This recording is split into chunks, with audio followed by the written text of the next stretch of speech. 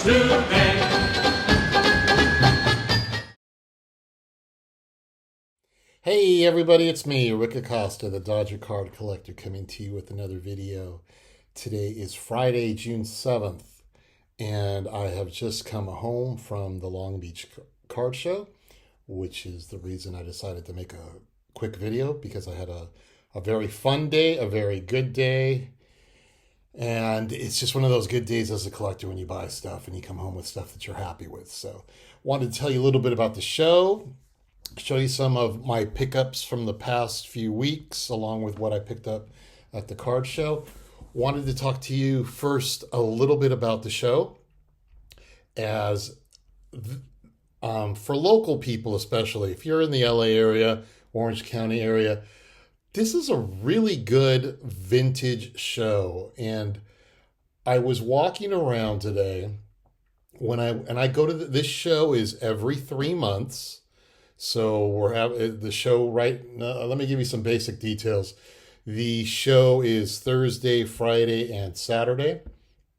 It costs $10. $10 gets you in for all weekend. If you're a PSA member, you get in for free. You just have to give me your email address. And you don't even have to be a current member. I was a member years ago, and I still give them my email address. And I'm registered, and I get in for free. So it's $10.99. I don't know how much parking is. I want to say it's $15. I park in a free lot a couple of miles, a couple of blocks away. You get 2 free hours. I was there a little bit longer, so I did have to pay some money. But at least you get 2 free hours that way. Or if you want to park right by the Long Beach Convention Center where this show is, I want to say parking is $15. So it's 3 days, and like I say, you can go in every day. And it's really a coin show. It's really a coin show, you guys. And I've said this in the past. It's a coin show, but in the very back, like the last quarter, maybe a third, I don't even know if it's a third, they allow vintage, there's card sellers there, and a lot of it's vintage. PSA's there. They're always accepting submissions there, and I saw Memory Lane there, and a lot of good sellers that I only see at the Long Beach show. And today I decided I always just do a quick walk around, and I usually go to the same people, but today I go, let me do a quick walk around, and I counted, there were at least 7 to 10 really good vintage. I'm talking really good vintage, you guys. I'm not talking, this guy had a 1953 Mickey Mantle and some cards from 1979. No, there are people there with some serious stuff. And I was sitting there talking to my friend Levon over at LA Collection, who I'll be spotlighting here in a moment. But I was like going, there's some really good vintage here, and pre-war, even autograph photos, and I'm not talking just sports, I'm talking entertainment, music. I don't know why this show doesn't get the attention that it should get, especially if you're from the LA Orange County area. Because I'll be honest, when I got there today, it was pretty quiet. And the last couple of times, if you go in the afternoon, it tends to be quiet. So you're not really pushing and shoving like you do at other shows. And there's plenty of room for you. And a lot of the tables have chairs where you can just sit there and look. And like I said, so there's tons of vintage. There are several good sellers that my friend Jean Roy, if you're a set builder, there's lots of cards that are sold in sets. So not in sets, but sets are being broken up. So you can buy commons, you can buy stars if you want to. You can buy almost complete sets. Like I said, Gene Roy, I always get his name wrong. Gene Roy sells tons of commons, but he also sells tons of stars, and he always has T206 cards. And today he was showing me cards. He bought a 1958 near set. He was breaking that. So he had a lot of good stuff. I did see another table on my way out I wish I'd spent more time with them. Paul Stark from Stark's Cards out of Colorado. I met him and his wife literally as I was walking out, and they had a lot of vintage. In fact, they were almost hiding it in the back, in the back of their display. They had all their hot stuff up front. They had all these really nice Aaron's and Mays and Mantle cards, and they had a lot of really nice 1963 cards. Um, but then behind them, all of a sudden, if you paid attention, they had like 1963 commons, 1957 tops commons, 1959 tops commons, and they looked really nice. And I wasn't working on any of those sets, so they'd be neat to check out though if you were building a set. But lots of good stuff. Now, I'm not saying it's cheap. Now, I will be honest. I'm not saying it's cheap, but if you go there with the mentality of I want to buy some cards, I want to add to my vintage collection. I don't want to see any Pokemon cards. I think I only saw one table with Pokemon.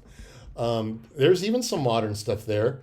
There is modern, but like I said, a lot of good vintage. And so I went there with my goal. My mentality going to this show was I'm working on I need one more card to finish 1963, and that's Roberto Clemente. So that was goal number one.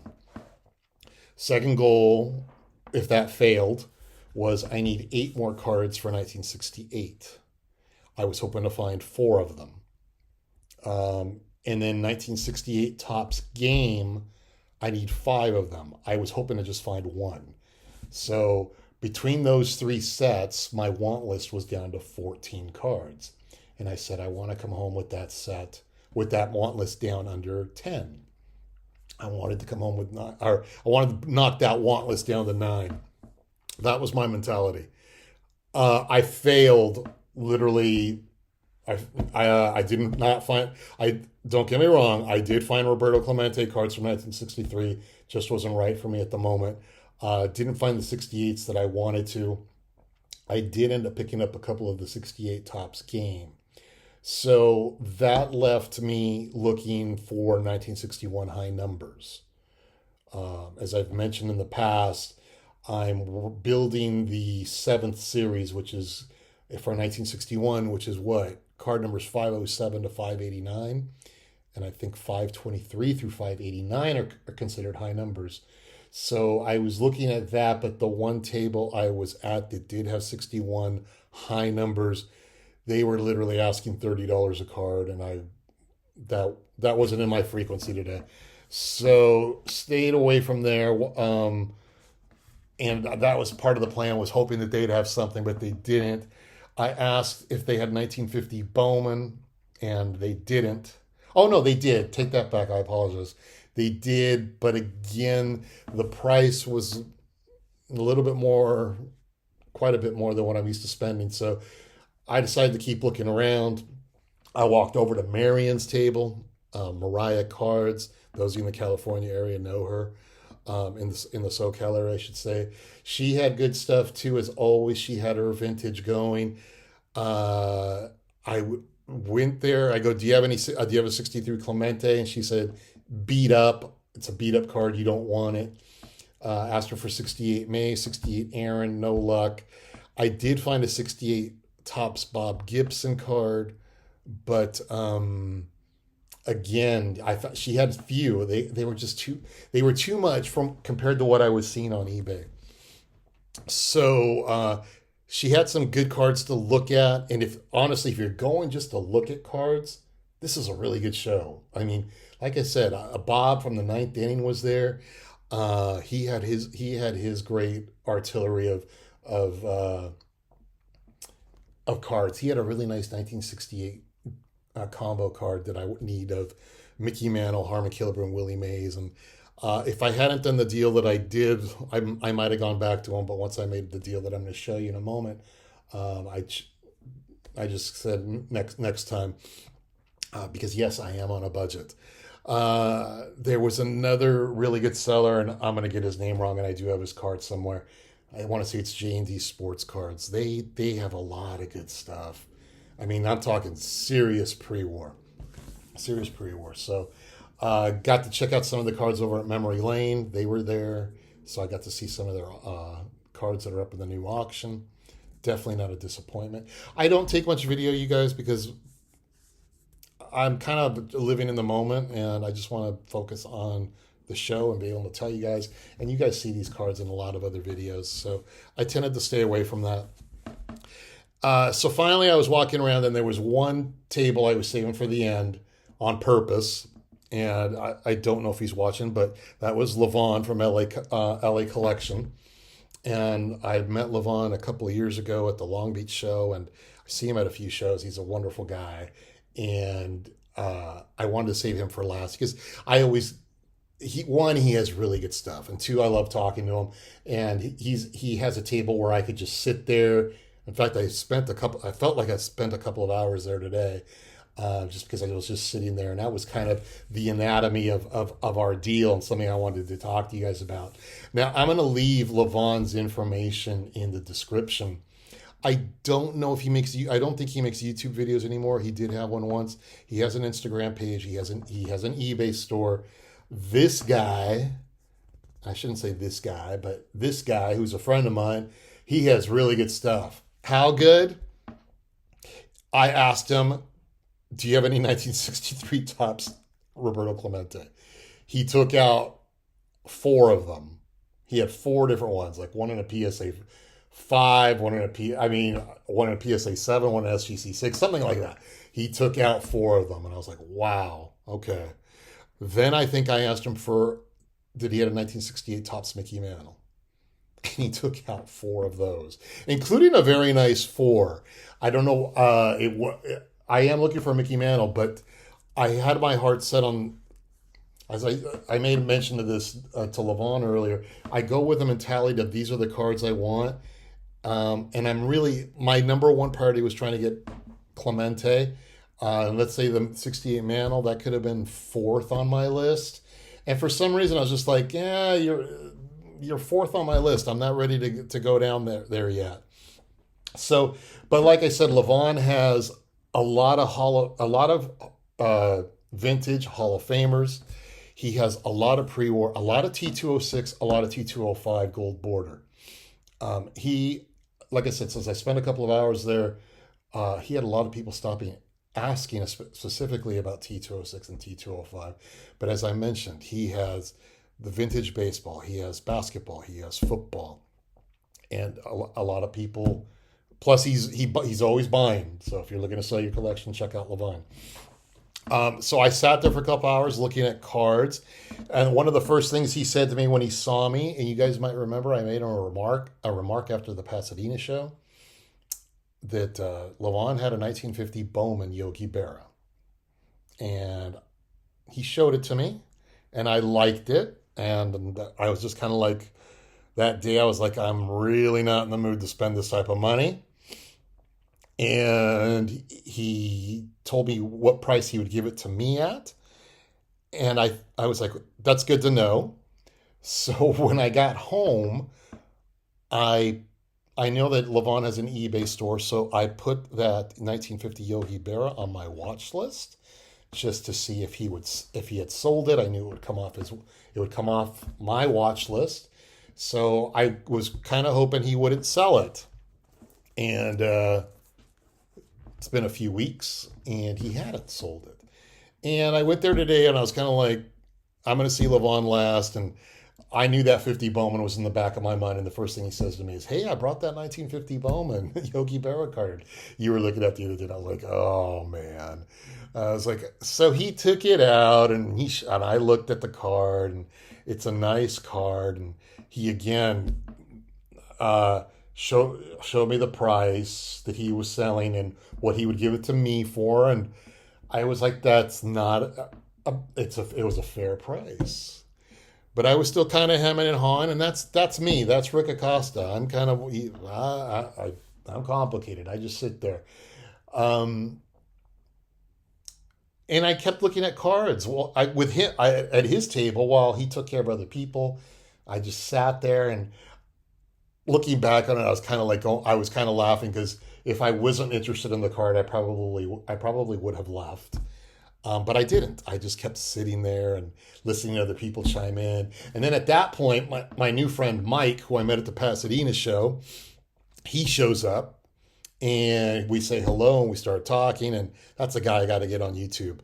Mike had a very nice 1958 Topps Ernie Banks in a PSA 6. I think he had a 65 Morgan rookie in a SGC 7. Mike, help me out. Where are you? I think that was it. And he had several other cards. So got to talk to him. He said, oh, he showed us some cards he bought from Bob from the ninth inning. He was getting some good deals. He was going home with some really nice Hall of Fame graded cards. So I was like going, geez, what do you got there? And he has some good stuff. But so then Mike had to go because he had to commute home. And I just still sat there with Levon. And all of a sudden, I asked Levon, while I was looking at cards, somebody approached Levon and was selling stuff. And I wasn't really looking at the transaction, but Levon bought a stack of cards from this guy. And again, I always remind people when you're sitting at a table, kind of like what happened to me at the Burbank show with George, Diamond Yard Sports Cards, you got to ask what you got, what they have. And all of a sudden, I just kind of said something like, I'd looked at all the cards and I was still just procrastinating. I said something along the lines of, do you got any 1950 Bowmans? And he said, yeah, I do. I just bought it from that guy that was just here a moment ago. There was a stack of them. And all of a sudden, Levon takes out cards like he's dealing in Las Vegas. And there was roughly 25, 30 1950 Bowman cards. So I started looking at them. First thing I do when I look at the Bowman cards is I look at my checklist immediately, and if I don't have the card, you go on the right hand pile. If I do have the card, it goes in the right hand pile. So immediately I found the cards that I did have, and I immediately put them in a stack and gave them back to him. Then I looked at all the card conditions, and there was a few I found that I go, no, I'm going to pass. So handed him back several cards. And there was one player who I think I did end up buying, but there were three of them. So I go, I only need one of them. And then I just looked to make sure that I had the card. And, Levon was thinking of maybe possibly giving those or not submitting those cards to Greg Morris on consignment. We were just kind of hemming and hawing, and I was kind of like, he's like, what do you want to offer me on the Bowmans? And I was like, I don't know. Or I made I made an offer based on what I thought was good from a collector's perspective. If you talk to Levon, he's going to talk to you from a seller's perspective. But from a collector's perspective, I go, this is what I want to pay. And, we just kind of sat there, and we were talking about some 1968 Topps Games cards that I still needed. And before you knew it, and I've already made this long story long enough, he had told me, okay, I think one of us brought up, what if we bring the Yogi Berra back into the equation? And so we go, okay, so we've got the Berra for this price. He goes to me, are you good with that price? And I go, that's a fair price. It was a fair price, and I'm willing to deal with the fair price. Then I go, can we get these 50 Bowmans included in the deal? And I'll pay this, and I'll pay a little bit more, this amount. And he was like, yeah. And then I said, well, wait a minute. And I was like, can I get two more of these 1968 Topps Games cards? Can we get this thrown in the deal? And again, I'm talking to you from a buyer's perspective. I was like, I'm trying to get the best deal without being ripped off. And I know Levon will say to you, he's trying to get the best deal without me ripping him off. And the way Levon is, I don't think anybody rips him off. But so we finally kind of just, we finally just said, okay, the Berra, there were 12 1950 Bowman cards in addition to the Berra, and these two 1968 cards at this price. And then when I start asking questions of, do you accept Venmo? Do you, what do you accept? That I'm kind of I'm kind of serious at this point. But I still wanted to think about it. And, I just said, let me go to the restroom. And because I do tend to procrastinate a little bit. But I knew, I go, for me, again, I'm talking, for me, I go, this was a good deal for me. It would be a nice addition to my collection. And so I already had a little bit of cash with me, and I told Levon, let's do this. So I gave him cash, gave him the rest in Venmo, and the deal was done. And I walked away very happy.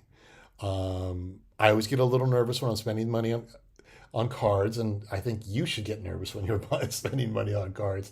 And I'm not one of those guys that spends $5,000 on a card, $2,000 on a card. If I spend $400, $300, $200 on a card, I'm like a little bit like, all right, well, yeah, let's do this, let's do that. Yeah, just, you know, don't go crazy at dinner over the next few weeks, those type of things. So I do think about those things because I also don't want to go crazy spending money.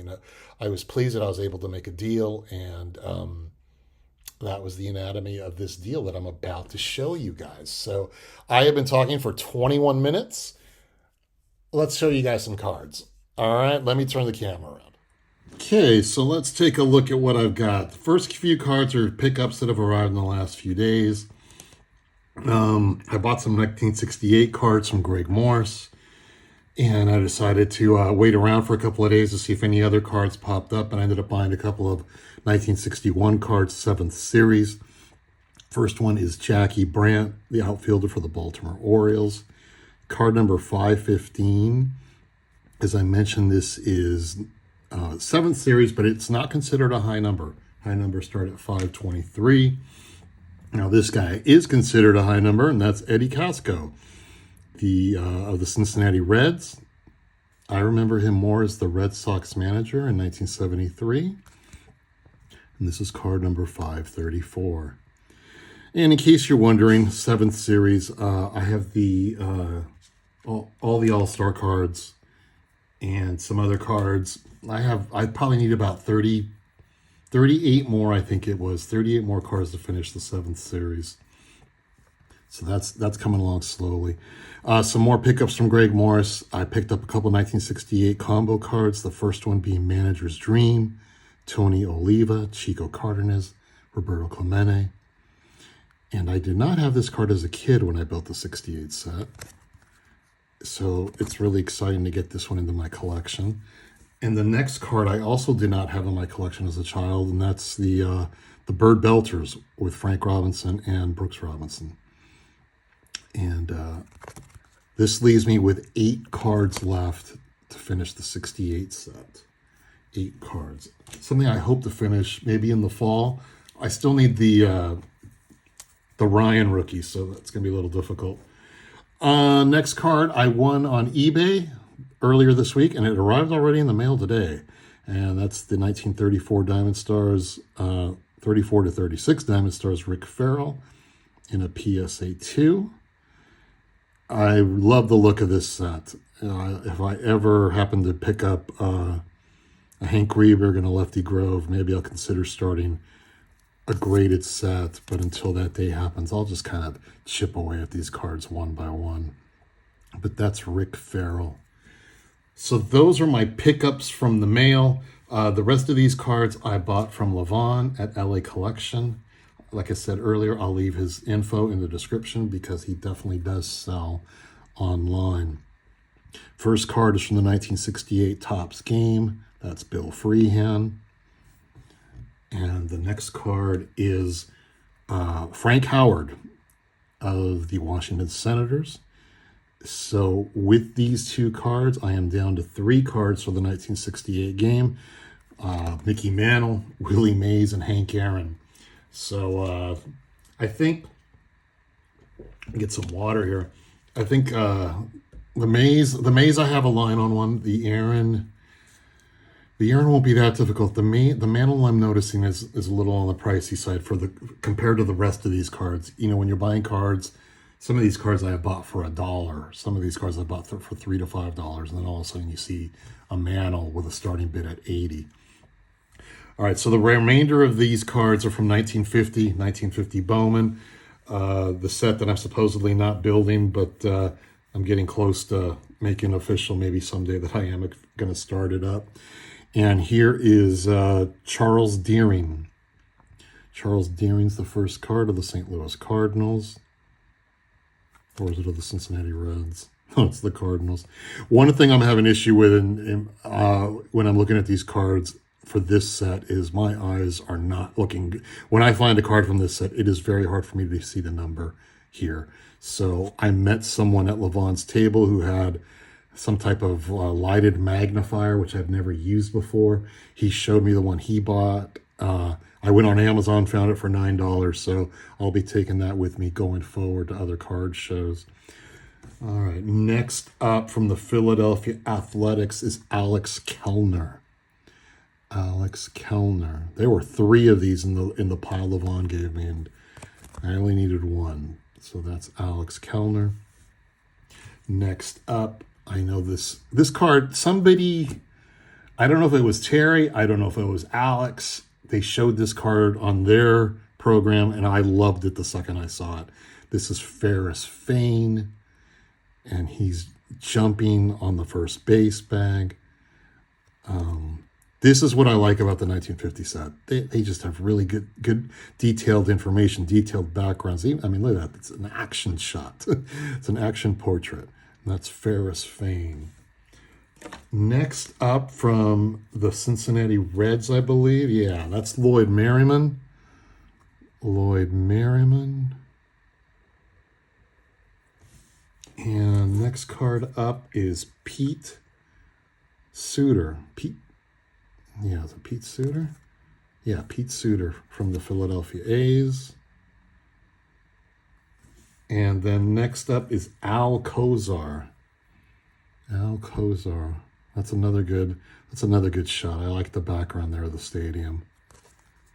Al Kozar, I should say, if I got that name wrong, from the Washington Senators. Al Kozar. Next up, I remember his kid, but this is Roy Smalley. I remember Roy Smalley Jr. Played in the 70s and the early 80s, but this is Roy Smalley Sr. of the Chicago Cubs. Next up is Virgil Red Stahl Cup. That's Virgil Stahl Cup. And then a local guy, for me at least, this is his rookie card. I did not know that. This is Mike Garcia of the Cleveland Indians. The 1950 Bowman card is considered his rookie card. He was born in the city, San Gabriel, California. That's next to my hometown. And this is Mike Garcia. Had a solid career with the Cleveland Indians. What's next? Johnny Groth. Johnny Groth of the Detroit Tigers. And Johnny Groth. Next up is Wally Westlake. Wally Westlake of the Pittsburgh Pirates. I like the background of that too, with the tree and the empty bleachers behind him. And then the last of the ungraded cards is Sheldon Jones. Sheldon Jones of the Giants? Yeah, I thought so. New York Giants. And the last card, my favorite, is Yogi Berra. Yogi Berra and a PSA 4. It's a good-looking card. I know it's a little off-centered, but this is a nice Berra to have. And I definitely love... I always get kind of happy when I get a good card, a big card. And to me, this is a big card, and it's a nice addition to my collection. And so thank you, Levon, for that. It's a 1950 Bowman Yogi Berra. With the other cards that I own from this, the other bigger cards, because I've already got the Jackie Robinson and several other Bob Feller and some Hall of Famers. The one huge card I still need is Ted Williams.